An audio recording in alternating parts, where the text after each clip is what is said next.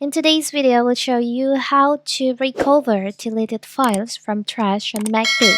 Before we get started, don't forget to subscribe and turn on the notification to keep you updated about this channel.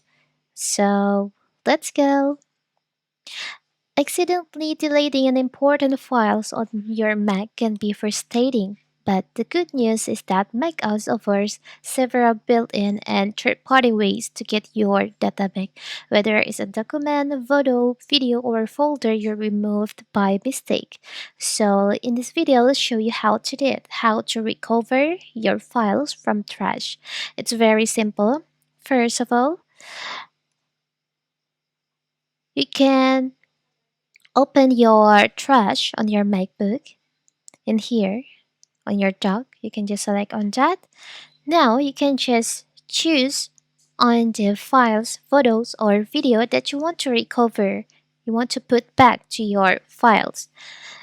For example, I want to put back this video. You can just click right on your MacBook, this file. Now, there is an option put back. You can just select on that. So now, you have recovered that files from your trash on your MacBook. And if you want to put back all files on your MacBook trash at once, you can just select it here on the three dots over here. There is an option put back.